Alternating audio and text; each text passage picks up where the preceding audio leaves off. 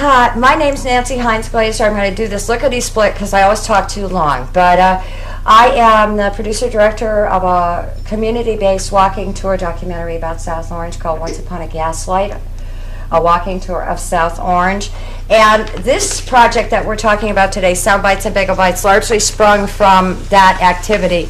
Because in discovering our town and the neighborhoods, I realized I knew nothing about some of the neighborhoods, and that a lot of this material is anecdotal or verbal history or oral history. And we decided to make a correction to make sure that we fleshed out everything we wanted in this town. And this has been the greatest joy of my life, actually, and I find out this may be the true reason why I started the project to begin with. But one of the reasons that we are grateful to be here today is we have a new pastor, Reverend Sandy Wilson, right? Right. And we are grateful for St. Andrew's and Holy Communion Church for letting us present today. We have been relying on the kindness of strangers, or those that we also know. Since we started this project a year ago, actually I think our first one may have been in February of 2003, and we've been rotating through each of the neighborhoods. Today's historic neighborhood would be South Ridgewood West End. This is what we're calling it. And Reverend Sandy, I would like to offer you the floor for a moment if you'd like to say anything to welcome some of the people part of your church, some people not part of your church, or...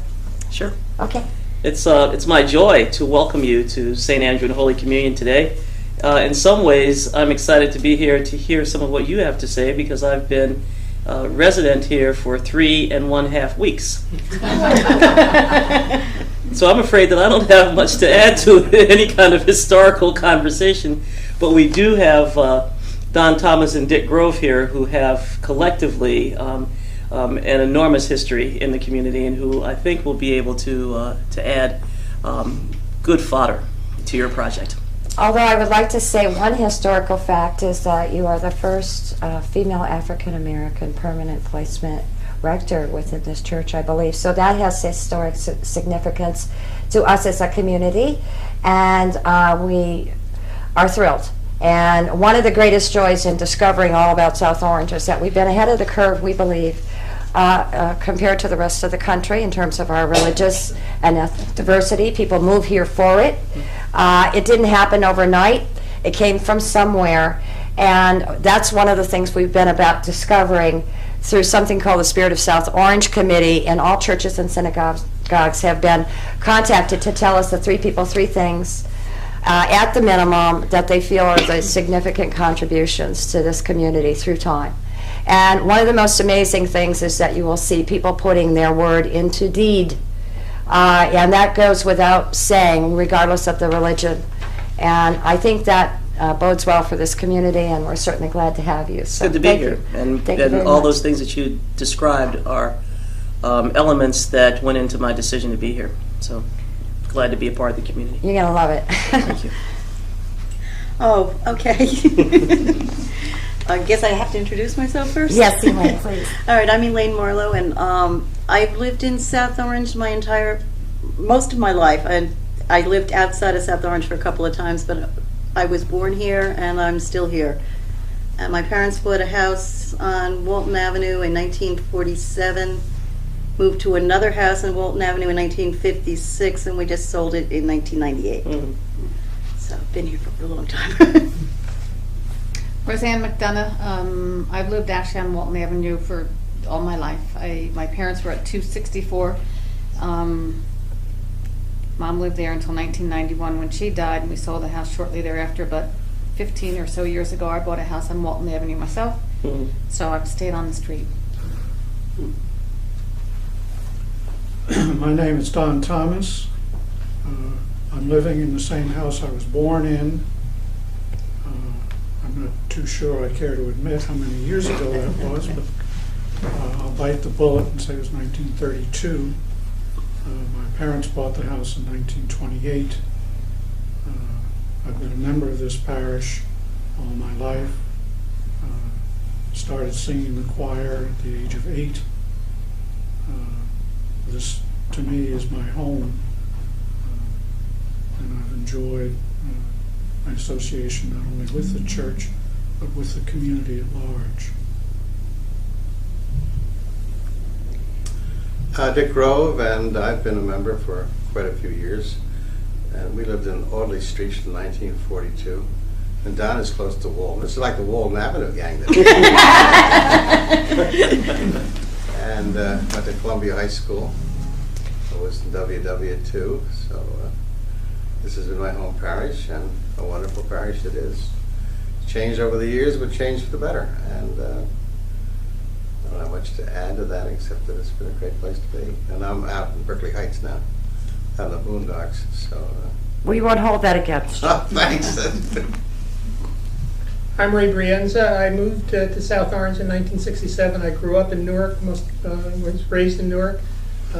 We moved to South Orange after our landlady in Newark started to complain that our 4 kids were making a lot of noise. So we came here and had our 5th child just around a month after we bought the house. Have 6th child who was also born here. I'm active as Director of Admissions at the NYU School of Medicine, and I also do some writing for the Star Ledger and harness racing. Hi, I'm Mary Kay Mitchell, and I'm a worker. I'm the volunteer, and this has been a wonderful experience. I've been doing it with Nancy since February, and I can't tell you what we've learned, the good feelings we have learned about South Orange. They just get better and better. Everybody should write their own oral history of their own family. It is very, very important because it gets lost, and Grandma's dead now and you can't ask her any more questions. That's my biggest recommendation to you, to do your own oral history, and it's just a wonderful thing, and it's been lots of fun doing this, and it's really nice meeting some of the people. I've been in South Orange since 1970, and we were neighbors of Ray Brienza's, and it was the nicest thing because their 5 kids came running up and our 5 kids went running down, and they met in the backyard, and it was it was a wonderful place to raise children. I'm Barbara Macondo. I lived here from 1970 to 1994. Now I'm almost back to my roots in Brooklyn. I live in Jersey City, but I can see Brooklyn from where I live. However, South Orange is really home. I raised 7 children in the house on West End Road, and they consider it home, although they are widely flung throughout the area. Mary Kay and I became friends when I went knocking on her door and begged for my children to be admitted to her Girl Scout troop, and she kindly allowed it to happen, and we've been friends ever since. Well, my name is Pat Shelfo, and I hate to have to tell you this, but I am a defector and I live in Maplewood. But I lived here in South Orange for 18 years, raised a family there, and it was a very pleasurable experience. And I met Barbara basically the same way. I knocked on her door and said, "I'm so alone, be my friend." And you can see what happened 30 years later. Also tell them about the newcomers. Well, I was very lonely, and I couldn't find any friends. I wasn't enough. Well, you're right. But I complained so much to the few people I knew that there isn't any newcomers group, and they said, well, you could start one. So I did, and I wrote a letter to the newspaper, and they sent someone out to interview me, and the rest was really history, and a good history. So they just celebrated their 30th anniversary in the spring. And how many members? A couple hundred, 200, I think. And we started with 16 people sitting around Pat's living room. No kidding. Is there still a welcome wagon, or is that a thing of the dim past? Well, I think it's kind of a thing of the past because everybody's working now. That's true. That's true. Although they are trying to do one in Montrose. Oh, really? We actually have somebody that goes around, and if you move into Montrose, a welcome wagon will come. I don't know who it is, though.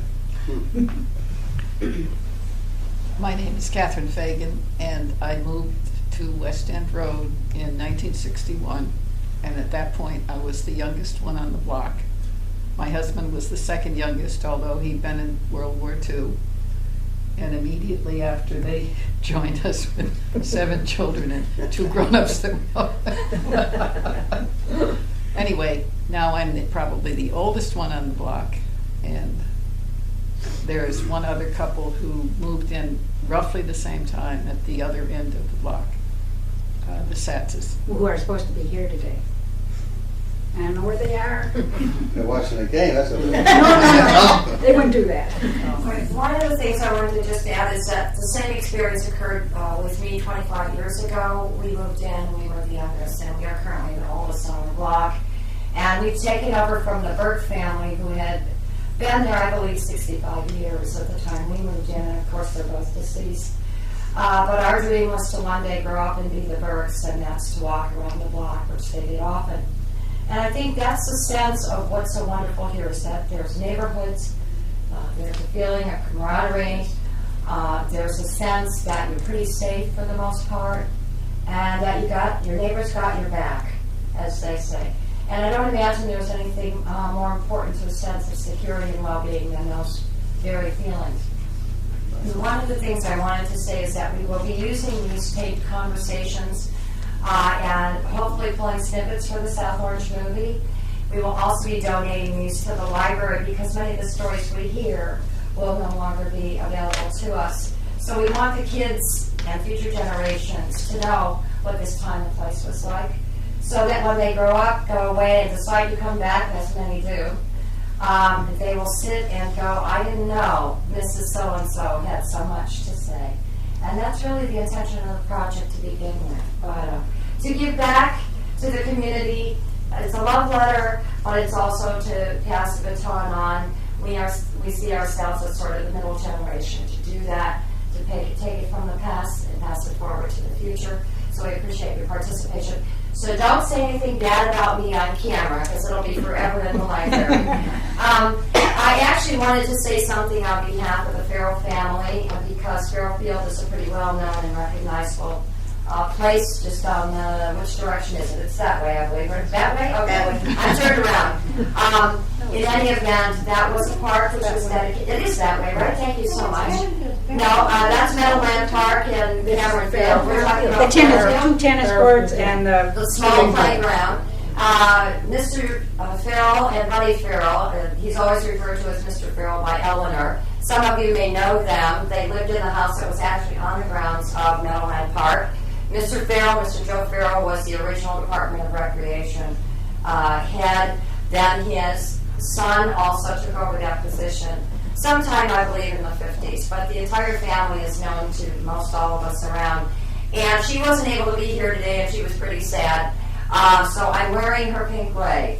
Anyone who knows Eleanor knows that she loves that park and Farrell Field and pink. So I'm here representing her today. There's information also over there on the table about a little bit about the dedication of the park, so you can learn something about when the park was dedicated in your area. And of course the park is now controversial because of the animal shelter, but I think it's all going to work out fine. So that's the end of my presentation today. The questions that we pass out really are to give you a sort of guide about what you'd like to say about yourself. If you have any stories you want to talk about, any fun things that you think others might want to hear, please share them with us. This doesn't have to be all in and around. It can just be a general conversation. So, Mary Kate, why don't you start out? You have a few stories to tell. Well, actually, when we first moved to South Orange, we moved into a neighborhood that was very Irish and very Italian, and we decided to put our children into Our Lady of Sorrows school. I went in and signed up my kids, and she said, "And what ethnic group are you?" I said, "Excuse me?" He said, "What ethnic group?" She said, "Aren't you, Irish or?" I said, "Excuse me." I said, "Isn't that against the law to even ask that question?" And this is in 1970. I said, "No, actually, we're Americans. We have every nationality you can imagine. Come in. I'm glad you could make it." Certainly have a seat on the couch. Okay. We're glad to have you. I should get a hold of you. But anyway, since then, the first year we were there, Sorrows was very crowded, and my little fourth grader went to get into Girl Scouts, and she said, "Mom, they don't have any room. The troops are so big." And she said, "But I volunteered you. I know you'll do it." And I actually volunteered myself, and they said, "No, you can't be Girl Scout leader. You only have a 3-month-old baby. Wait, we just won't take you." But the next year, that lady left, and I volunteered, and they took me, and And that is how Barbara and I met when she came knocking on my door. But I was not going to let any new kids that came into the area not be in a troop, because they needed that more than, and I had like over 30 girls in our troop. It was a big one.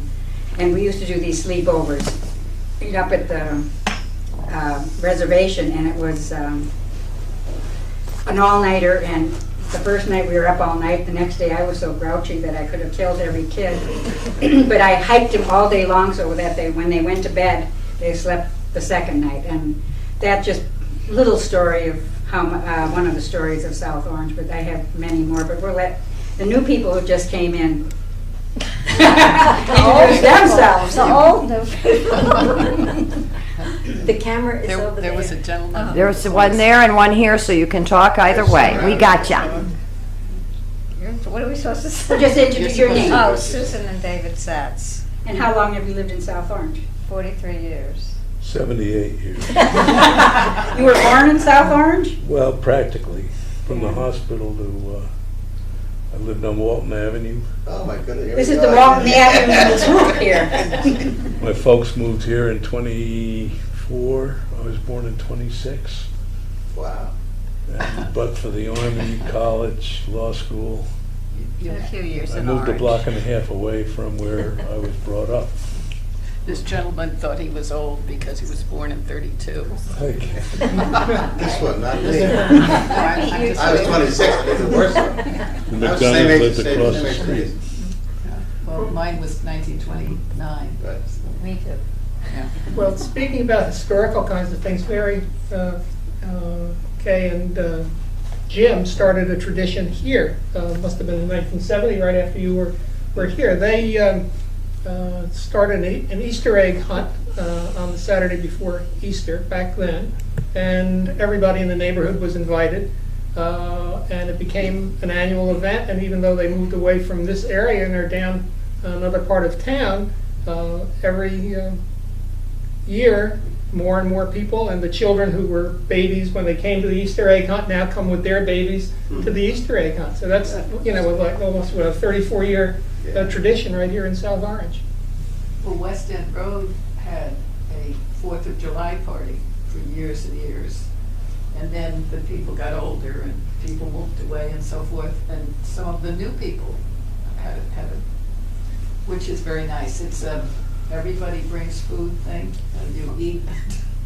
And then you have to worry about the teenage kids who don't want to go, but they want to eat.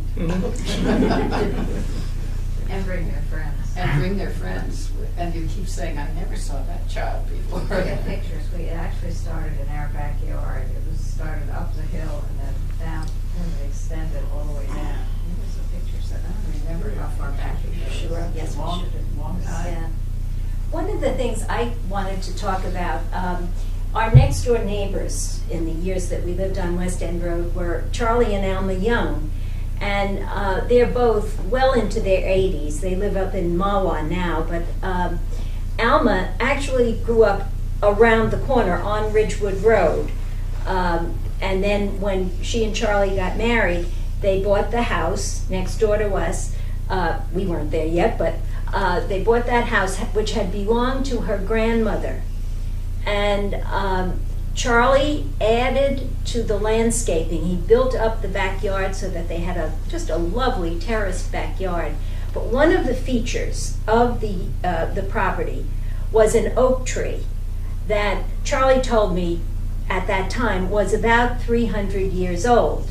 Now, it was a magnificent tree. I must say, we bore the brunt of the falling leaves. They all fell onto our property, but nevertheless, it was a gorgeous tree, and we certainly enjoyed it. But one of the things they told us, and I think Pat can support this with an exciting story, is that that area was an oak forest. And some of you on the other streets may have some recollections of some pretty big trees. The Youngs is one of those still remaining. There was one on the Kason's property across the street from us, which was taken down during the time that we lived there. And today, before I came, I actually drove around just to see if I saw any more. And I think I did spot another one down on Ridgewood. But what I want Pat to talk about is the oak tree that was on her front lawn as part of this long ago forest. Well, it was huge, and I hired a tree man to come and help me with these trees in our new property. And he said that this tree was a full-grown tree when Lincoln was president. And it had kind of split like so, and they put a rod in it, well, a little tiny rod, this huge tree. And eventually, one rainy April, one side fell over on this neighbor's property. And the next day, the other side fell over on the other neighbor's property. And you know, once it's fallen, it belongs to the neighbors. But of course, we had it all cleaned up. But it was And nothing was a very really sad damaged. thing. Nothing, no No. person or vehicle or anything. Which it covered the whole of It Ridgewood went all the Road. way across the street. Yes, it did. It was amazing. Ridgewood Road was closed. It was really fantastic. Yes. Someone said, there are trees all over. Just What happened? Well, it was very sad in a way, but because we missed the tree so much. Yes. Yeah, it was a beautiful It was a tree. blessing that nobody was hurt. They said someone had just pulled out of the driveway. wasn't it? Angela Nolte had Yeah. just pulled out. When she came back, she couldn't. Incidentally, I called Alma's sister, Nancy, who had lived on, was it Thornton, I think, Yeah, or they didn't Winthrop. fall far. And she wasn't able to come, unfortunately. Oh, that's- She lives in Summit or Chatham or something, but she couldn't come. Do you have any memories, stories, when you came here as a new bride? New bride. Not really, he's the one that's got Yes, we moved in a snowstorm. We had to plow our driveway 2 times in the first month at $100 a clip. When we Wow. had just about put everything we had into buying the house, it was like, oh God, what do we get into? Mhm. Because our house and the 2 below us are built sideways, and they have rather long driveways. Weren't those like built for 2 sisters? The 2 below us were built for 2 sisters. There's no driveway between them. There's just a path. They're beautiful houses. Those were One of tough us- storms in those days. Pardon me? Those were tough storms in those days. They Yeah. were much more severe. I remember watching Kennedy being inaugurated. And I had a shovel in the yard on the driveway and looking through the window, watching television, Watching Cardinal Cushion saying, "Why speak did I for 4 buy days." this house?" Yeah. Dave, do you remember sledding from the top, from Wyoming Avenue down to the bottom? Yeah, the kids were able to go through, starting up in South Mountain School, which is directly above. They had a path that they could go down the hill and then down the Heights driveway. I don't think she liked that for a while. But they were able to, took about 2 hours to get down. Not quite, but the kids really formed that neighborhood. Because I think back of how the generation sort of grew up, the Macondos, the Shuffles, Colasantes, Jacobs. were a bunch of kids that maybe you've already talked about it, No. but the neighborhood was really bound together by kids that grew up together, now apart, but they had a baseball. West End Road was a baseball field with markings on them. I think they tried to put some of the markings back, but they haven't been able to do so. But, they talk very fondly about that if and when they get together. One day I went out, and when I came back, there is a town sign on my lawn that says, children play. I mean, it's official. Now, there are still children play.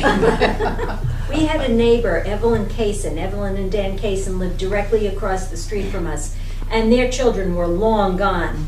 And they lived a very lovely life. They were opera fanciers, and you know, he went to practice law every day, and Evelyn was very much the lady. But she never failed to tell me how much she enjoyed watching the children play out on the street. And it wasn't just my children. There were probably 25 children in this group of maybe 10, 12 houses. And they were on her lawn, and they were yelling, and it was noisy. She never failed to say how much she enjoyed watching them, and wasn't that a good neighbor? Yes. Well, my husband said that he would never want to go to a retirement place because he would not be able to watch the children. Mm-hmm. And they used to write him, I said, the little girls used to write him notes in the snow on their way to school. I was going to ask Elaine if she could talk a little bit about her experience here. Your mom was a librarian for a lot of years. My mother was the children's librarian. I guess from the time my youngest sister was 5 till she died in 1983. She only stopped working about a month before she passed away. She died of Lou Gehrig's disease, but the library was wonderful. My mother started a children's theater group in town. It was great. They put on shows. She started a story hour for the children. But we had most fun, I guess, was at the house. And you're talking about playing. We had a baseball field in the front yard. We were always playing in the front yard. And there were always about 25 kids in the house. There was 11 kids. We had 10 kids in the family, but there were always spares. Always. And it was a great, big, huge house. There was always room at the table for 3 or 4 more people. What about your house? You said the house next door was originally Well, quarry house? that whole house, the whole area was originally a farm. The house next door to us on Ridgewood Road was the first house built. And then the next 3 houses and the carriage house were all built for the same family. So they were all built for subsequent children.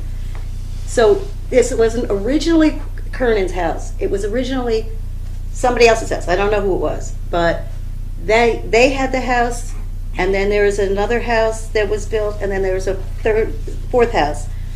And then there's a little carriage house down in the back. It was later converted to a real house. But it was cool because our house was basically in the orchard. We had pear trees, and we had apple trees, and we had cherry trees. And the carriage house had baby apple trees. And then the next house, the third house going over, had a vineyard in the back. So it was all terraced, and it had trellises, and the grapes were growing on the vineyards. And the elderly ladies who lived there would let us come and pick grapes, and then my mother would make grape jelly. It's a great memory. And Roseanne lived up the street from us, and she was good friends with my brothers and us. And we've known each other forever.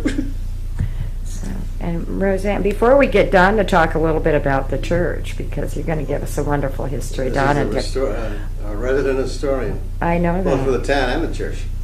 Well, and so what I wanted to know is, Roseanne, do you have anything that you remember as you were going before we move over to Don? The Sats is across the street.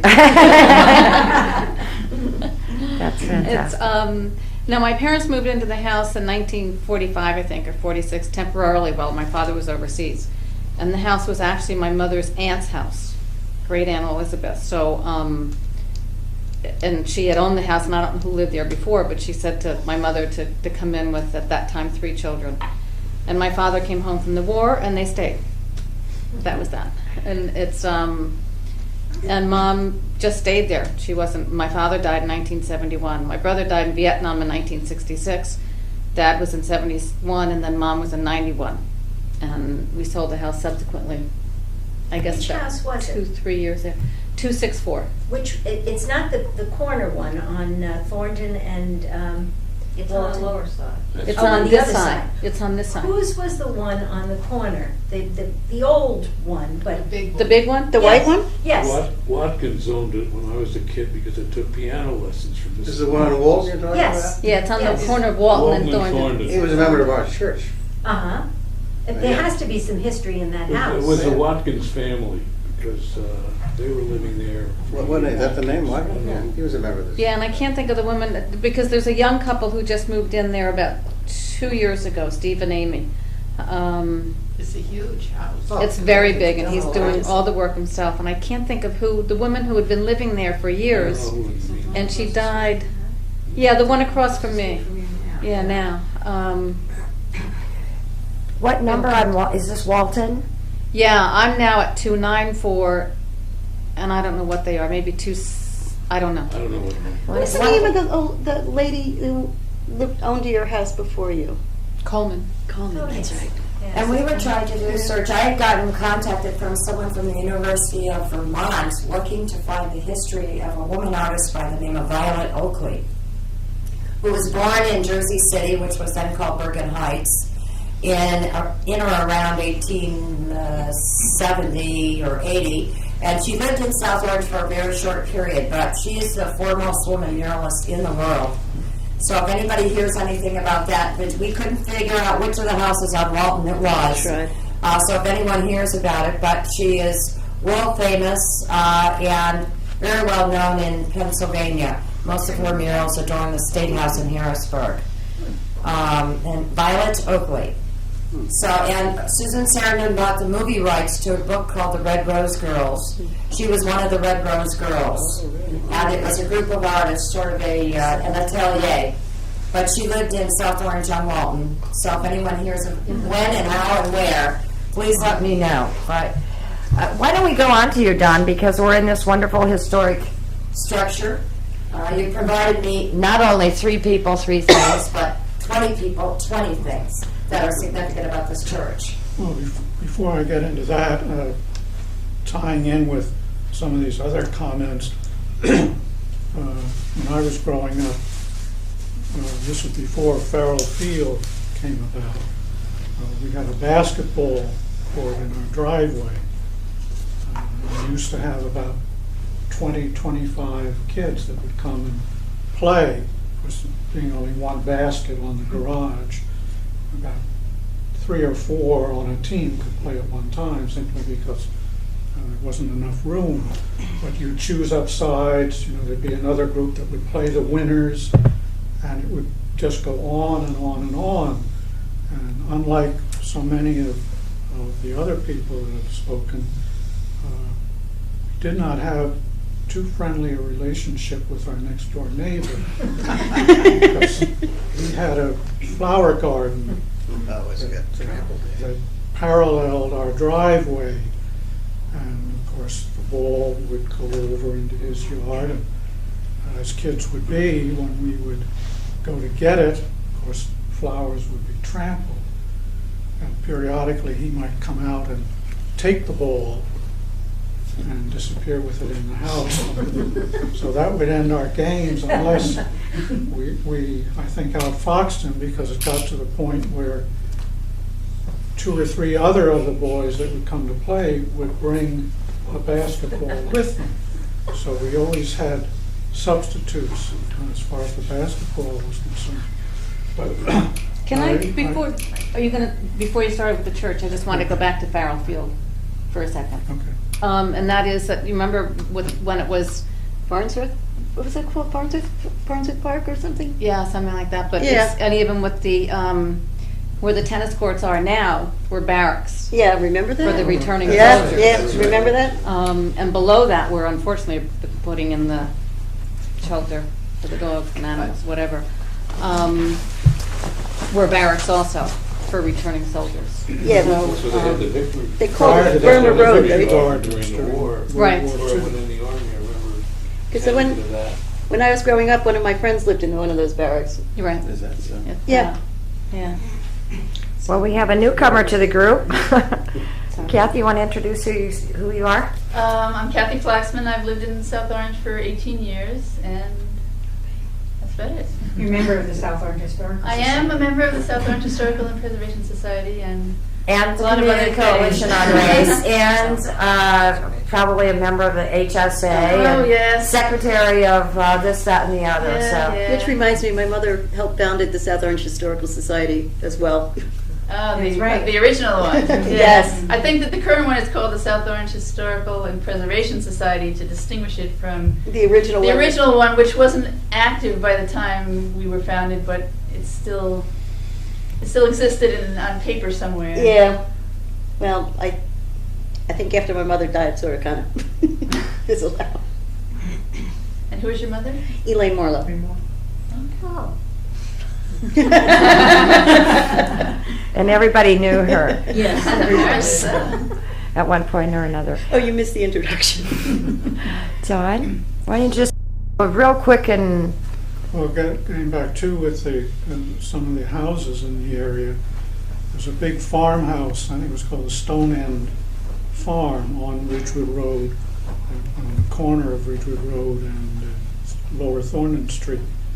And across the street, across Thorndon Street from that is the old carriage house of the farm that was made into a private residence, a Donovan family. I went to school with her daughter, Mara Donovan. They lived in that house. That was back when I was attending the South Mountain School. And then next to that was a Spear house next to the red brick, the Stoneham. I just call them the Stoneham house. It was a Spear house that was torn down, I guess about between 48 and 50 is now a bunch of houses. But that backed right onto where we lived at 263 Walton. And we used to walk through there to get up to South Mountain School. And they chopped, well, by that time I finally graduated from South Mountain. I think we all went up that back path to South Mountain. Well, it was allowed. There was something in this neighborhood. It was a neighborhood, and everybody, other kids were always allowed to go through the yards to go to school. They had a crossing guard. As a matter of fact, when I was in South Mountain, they actually put a safety patrol on the edge of the South school grounds right before the path. Mm-hmm. And I know that because I did that. So, Right, I just thought that was the nicest thing. When we moved in, I heard that. And, yeah. you know, everybody should be able to go through your yard to get here and there. But there was also that little path right at the top. Mhm. They went right from there to the back of the school. I'm sure you want Don to talk about the church, Nancy, don't you? Yeah. I do, but everything is fine, and you don't have to do it in a circle. But Don, I know that this is a major structure within the town with many famous people, whom a lot of our streets are named after. So I thought maybe you'd just go through the list of names of people who were parishioners here. So Okay, well, to tie in with that, next to the Stone End Farm, there still is a private home just next to the driveway going in off of Thorn Street that Lucy Fenner lived in. I think that Stone End Farm, I'm not sure about this, was part of the Fenner Farm complex. And one of the windows in the church here, Fenners were parishioners here. The first window that deals with the birth of Christ is a triptych, series of three windows together is a signed Tiffany window. And what is really unique about that is it was given by members of the Fenner family, one of which drew up the picture and submitted it to Tiffany to have it rendered into that particular window, which is kind of unique to not only have the Tiffany window, but the design was drawn by a member of the Fenner family that gave the window.